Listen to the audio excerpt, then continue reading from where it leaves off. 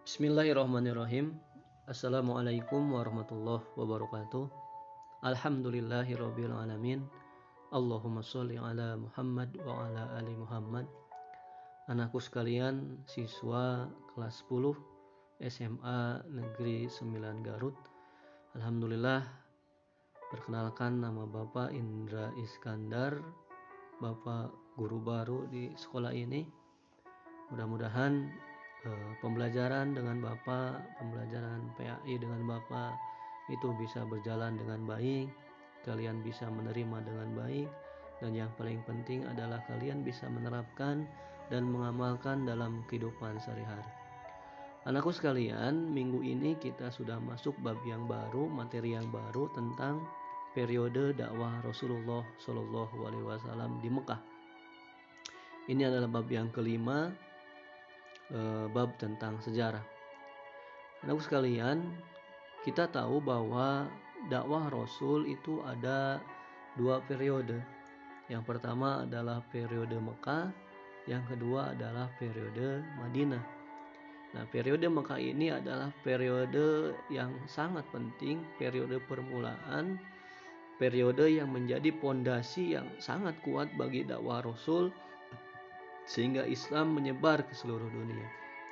Sebelum kita mulai belajar, kita harus tahu dulu tujuan pembelajaran yang harus kalian capai di bab ini. Yang pertama adalah menjelaskan makna perjuangan dakwah Rasul ya, yang dilakukan di Mekah. Maknanya seperti apa?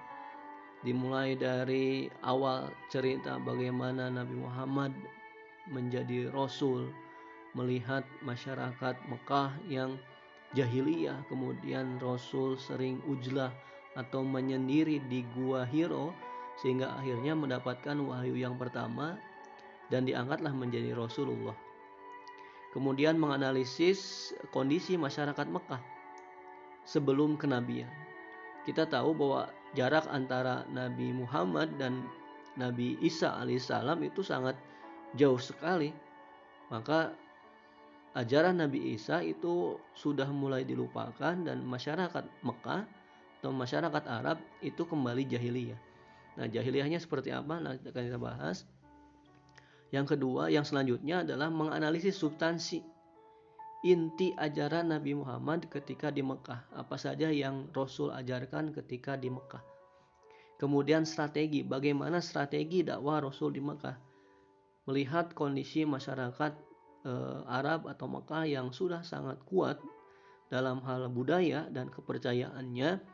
Kemudian Islam datang, Rasul diangkat, Nabi Muhammad diangkat sebagai Rasul, membawa ajaran baru, tentu saja tidak mudah mengajarkan Islam pada waktu itu. Selanjutnya adalah bagaimana penyebab keberhasilan dakwah Nabi Muhammad SAW di Makkah. Kemudian selanjutnya tujuannya kalian harus tahu bagaimana perilaku perjuangan Nabi dan sahabat yang bisa kita contoh pada kehidupan sehari-hari pada masa sekarang ini. Yang terakhir adalah mendemonstrasikan bacaan Al-Quran ataupun hadis yang nanti menjadi dalil dakwah Rasul di Mekah.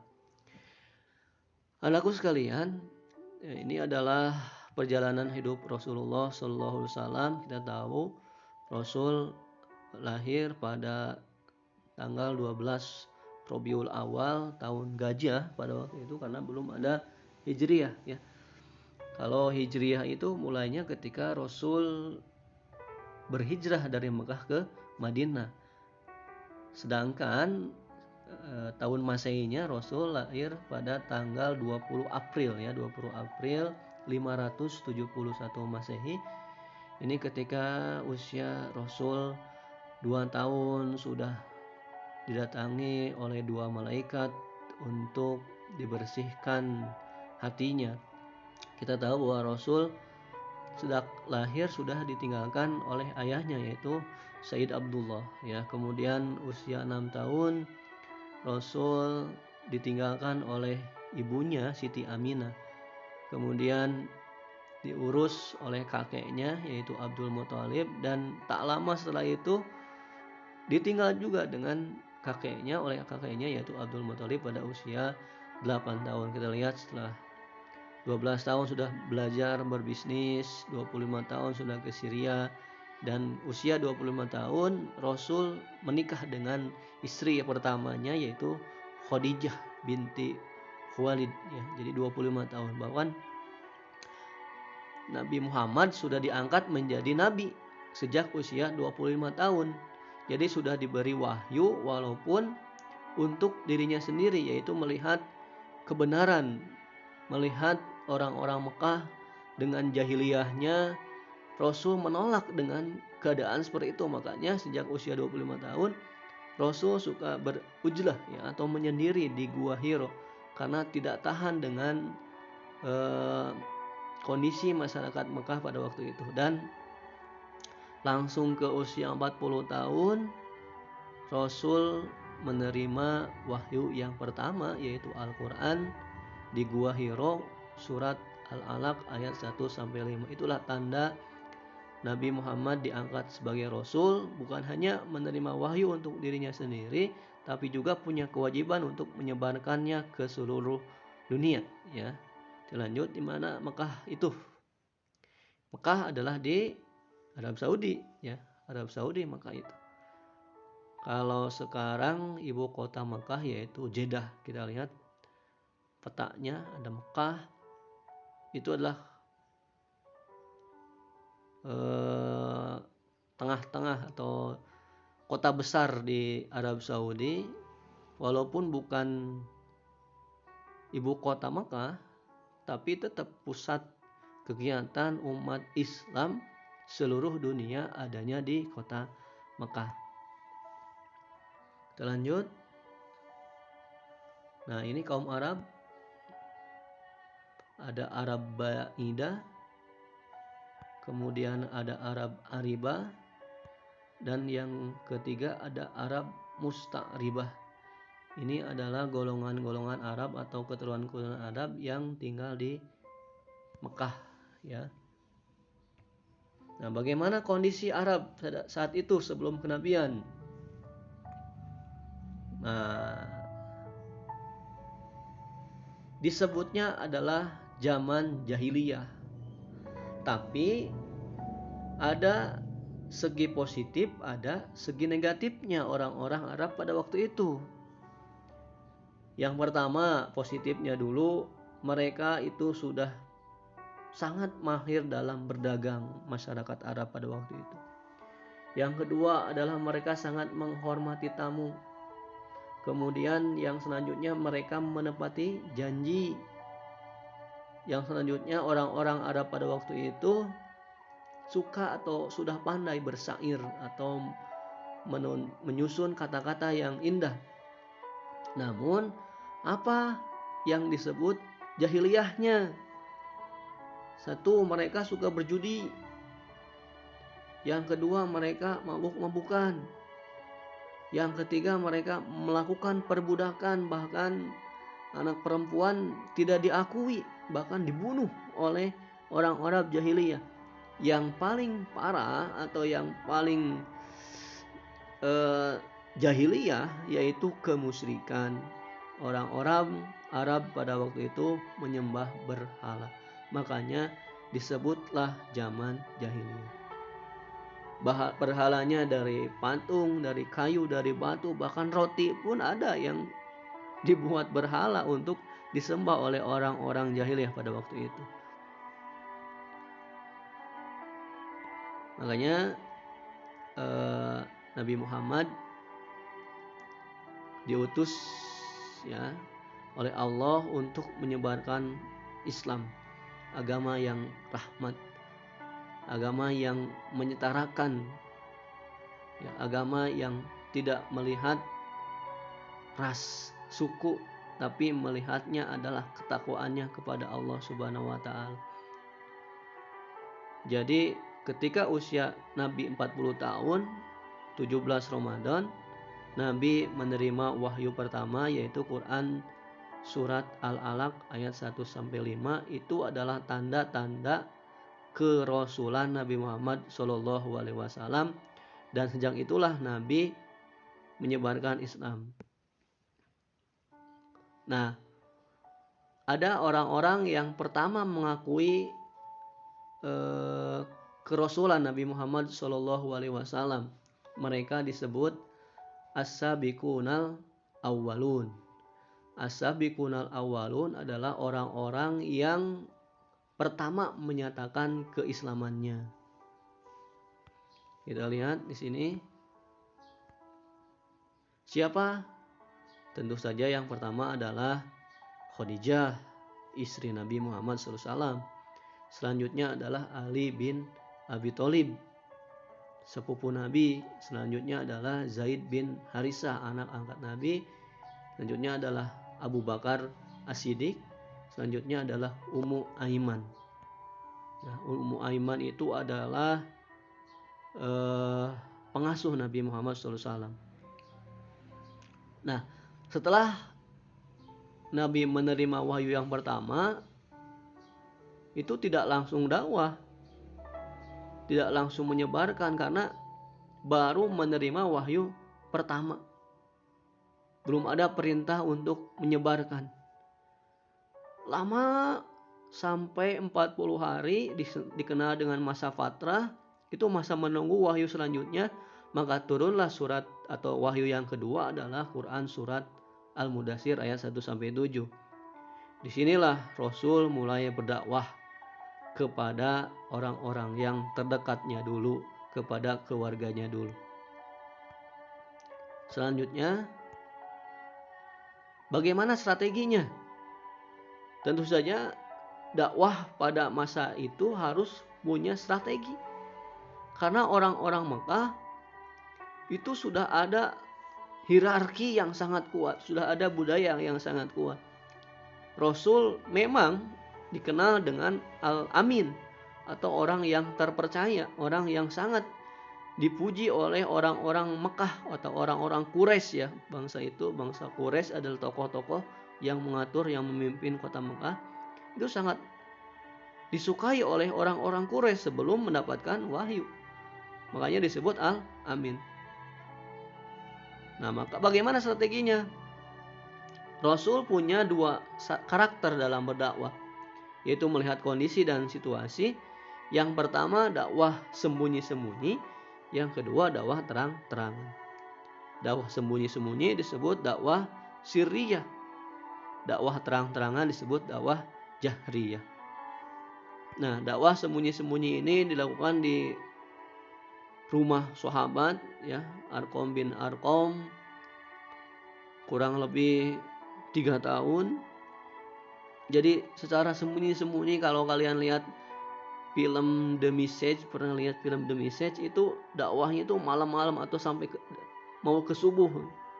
Jadi setiap Al-Quran turun, Rasul membacakan kepada para sahabat, sahabat mendengarkan, menghafalkan dan menyerap ya wahyu tersebut. Itu kurang lebih 3-4 tahun. Dan dakwah sembunyi-sembunyi tidak banyak yang bergabung dengan Islam. Selanjutnya adalah dakwah terang-terangan. Jadi setelah 3 tahun dakwah dengan sembunyi-sembunyi, kemudian turunlah Quran surat Al-Hijr ayat 94 yang intinya adalah memerintahkan kepada Nabi untuk menyiarkan Islam secara terang-terangan. Maka mulailah beliau mengajak secara terang-terangan kepada penduduk Mekah. Mulailah. Dan ketika dakwah terang-terangan, mulailah kaum Quraisy ya membuat gerakan-gerakan untuk mencegah dakwah Rasul. Nah, ini. Lanjut. Nah, apa saja substansinya? Jadi kalau tadi strateginya ada 2, yang pertama terang-terangan, yang pertama adalah sembunyi-sembunyi, yang kedua adalah terang-terangan. Nah, substansinya apa? Tentu saja yang pertama adalah menegakkan kalimat tauhid, yaitu la ilaha illallah Muhammadur Rasulullah. Jadi tiada Tuhan selain Allah. Yang paling inti adalah stop menyembah berhala, tapi menyembahlah kepada Allah Subhanahu wa taala. Jadi tiada Tuhan selain Allah. Ini adalah pondasi yang sangat kuat, yang sangat diterapkan oleh Rasul kepada para sahabat, kepada orang-orang Mekah untuk meninggalkan tindakan kemusyrikan pada waktu itu, sehingga tidak menjadi jahiliyah lagi, ya. Minad dhulumati ilan nur, jadi mengeluarkan orang-orang Mekah dari kegelapan menuju cahaya. Lanjut, bagaimana reaksinya? Tentu saja reaksinya ada dua. Pertama, orang-orang yang menerima ajaran Nabi Muhammad, dan ini adalah sedikit dari sekian banyak masyarakat Mekah. Kenapa mereka menerima? Mereka yakin bahwa apa yang disampaikan Nabi Muhammad adalah berdasarkan wahyu, seperti apa yang diterima oleh Nabi Isa alaihissalam, yang diterima oleh Nabi Musa alaihissalam. Semuanya berdasarkan wahyu. Yang kedua adalah keteladanan Nabi Muhammad dalam kesehariannya. Rasul tidak pernah marah dalam berdakwah. Rasul memiliki hikmah, cara-cara yang baik, tidak menggunakan kekerasan dalam berdakwah. Makanya mereka menerima. Yang ketiga adalah ajaran yang dibawa Nabi adalah bersifat rasional, tidak seperti ajaran jahiliyah. Selanjutnya orang-orang yang menolak. Nah, kebanyakan orang-orang yang menolak itu adalah orang-orang tokoh Quraisy yang sudah mempunyai kedudukan. Jadi setiap tahun orang-orang Quraisy itu menjual belikan berhala untuk disembah kepada orang-orang yang datang ke Mekah. Jadi kenapa mereka menolak ajaran Rasul? Mereka khawatir Tuhan mereka tidak disembah masyarakat Mekah. Kemudian ajaran yang disampaikan oleh Rasul bertentangan dengan ajaran yang dilakukan selama itu. Yang ketiga, mereka takut akan kehilangan kekuasaan. Karena Rasul tidak melihat hierarki atau keturunan atau jabatan, semuanya sama di hadapan Allah dan Rasulnya. Jadi orang yang sudah punya kekuasaan takut disetarakan dengan budak-budak yang sudah masuk Islam. Tapi ada juga orang-orang yang pura-pura menerima ajaran Nabi Muhammad atau orang munafik. Tujuannya mereka ingin menghancurkan Islam dari dalam dan ingin merebut kekuasaan Nabi Muhammad SAW. Selanjutnya adalah keteladanan dakwah Rasul. Jadi metode yang paling utama ketika dakwah Rasul adalah keteladanan. Sikap bagaimana Rasul berbicara, bagaimana Rasul berdakwah itu dengan teladan, dengan cara-cara yang baik. Disampaikan dengan penuh kehati-hatian, sabar, dan menggunakan bahasa halus dan lemah lembut. Rasul memposisikan pengikutnya sebagai sahabat, bukan sebagai seorang raja dan bawahan, bukan, tapi sebagai seorang sahabat. Makanya sangat dekat sekali dengan para sahabat, sangat gampang diterima ajaran Islam.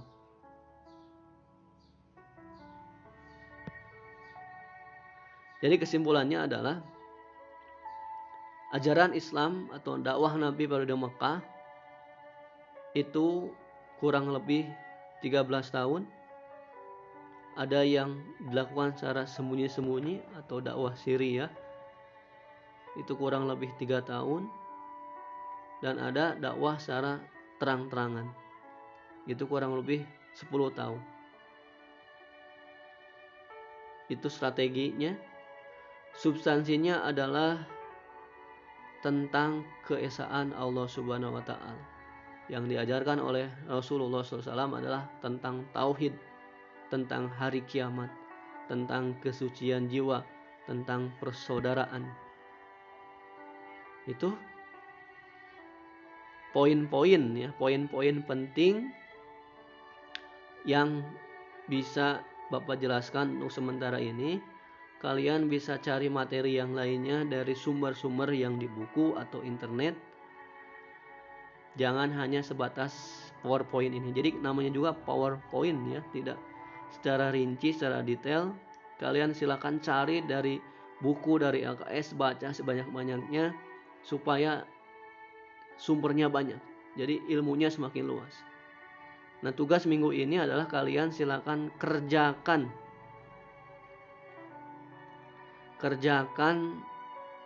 persoalan ini atau soal ini 5 soal saja. Ya, 5 soal saja. Kalian pilih soal yang paling mudah kalian jawab. 5 soal, tulis di buku, jawabannya difotokan ke Bapak, kirim via WA. Sekian. Assalamualaikum warahmatullahi wabarakatuh.